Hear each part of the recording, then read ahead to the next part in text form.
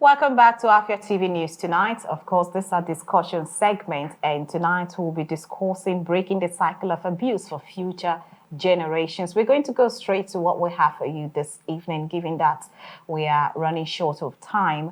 And in this discussion, we'll explore the complex and multifaceted issue of domestic violence, its consequences on families, and the steps society can take to break the cycle for future generations. And of course, joining me on this conversation is Elekwachi Chimezie Lekwas, a program director, African Network for the Prevention and Protection Against Child Abuse and Neglect, ANPPCAN, Nigeria chapter. Good evening, Mr. Lekwas. I can barely hear you. Please, can you be more audible? Oh, okay. All right. So we go straight to the question. What societal, cultural, or personal factors contribute to domestic violence in marriages? Okay, so domestic violence in marriages basically could be divided into two. One is the physical forms of abuse that includes beating or kicking or flogging or any form of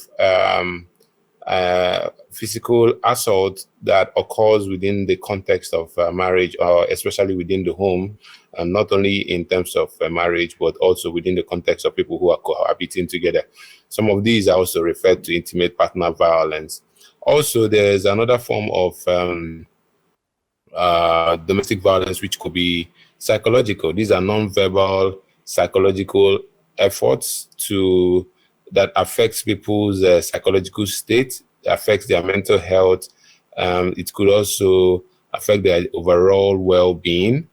Recently as well, there's another third component which could include economic violence, where people are deprived of access to income-generating activities or access to funds, just as a way of stifling them and also reducing their general activities. So these could be the three major forms of domestic violence that occurs commonly.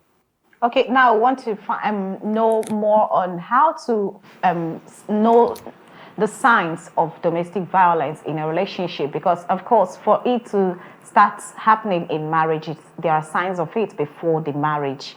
So how do we know signs or identify signs of domestic violence before they actually start manifesting? So primarily, one of the signs that could indicate domestic violence are the various activities that happen before marriage or within the context of the marriage.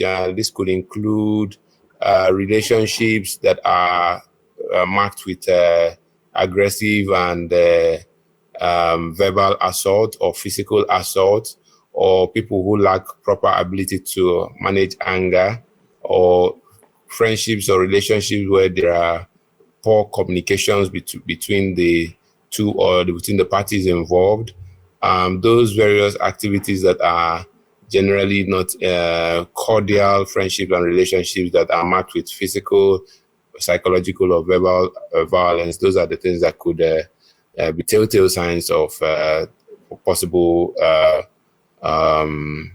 domestic violence in relationships. Yeah. Okay, let's look at common mental health challenges faced by women, or better put, individuals who remain in abusive marriages. What are the common mental health challenges they get to face? So generally, three major forms of mental health could be experienced by the people who are in domestic violence. One could be anxiety, because people who experience this form of abuse, physical or psychological, could just be triggered and become anxious when they're in the context where this happens. Second is the issue of depression. They may generally be unhappy, depressed about the situation of things. And lastly, could be the issue of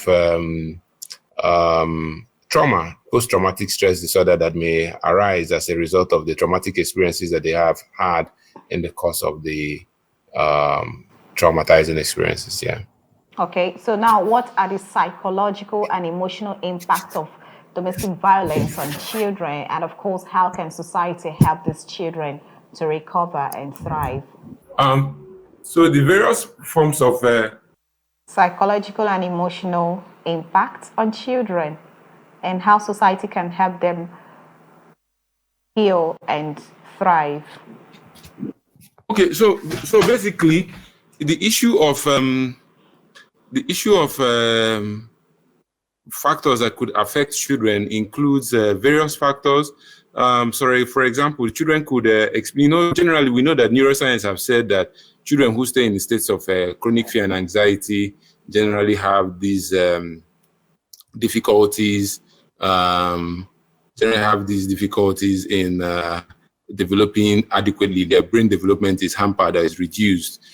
So generally, children who stay in environments where there's domestic violence could generally have these traumatic experiences that happen as a result of being involved or being in the home where this is happening. So I think one of the things that society can do is to see something, say something, when they experience or they see somebody who is experiencing domestic violence, they should be able to make reports to appropriate authorities, maybe the police or civil society organizations that respond to cases of gender-based violence, or generally what is referred to as domestic violence. Yes.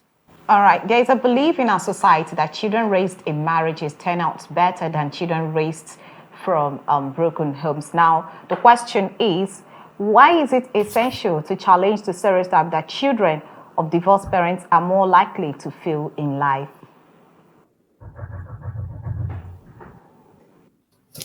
So in general terms, we cannot say scientifically that these children can be in one particular environment and experience all the things that they want to experience. So there's no scientific evidence that shows that people can be better off if they stay in marriages that work and if they don't stay in marriages that don't work. There's no proper scientific evidence that shows this in literal terms. But because of what we know in learning, people can learn to when they see their parents living together, so they could learn that it is important to have a stable marriage and a stable family. So generally, one cannot say, 100% that people who grew up in homes where they had stable marriages would turn out better than people who didn't grow up in homes where there are stable marriages. It's just not so scientifically provable, but it's important that people stay in places where there's stability because it helps general development and general well-being. People will generally see themselves in a better light when they stay in places where they are stable and where there's love, especially for children. All right, that's the much we can take on tonight's discussion segment. Thank you, Elekwachi Chimezie Lekwas, for joining me on this discussion. Elekwachi Chimezie is a program director, African Network for the Prevention and Protection Against Child Abuse and Neglect, Nigeria chapter. Thank you very much for joining me. Thanks for having me. You're welcome. Thank you for staying with us on the news tonight. Do remember to follow us on all our social media platforms at Afia TV Official. I am Anne Ugochinyere. Good evening and have yourself a memorable weekend.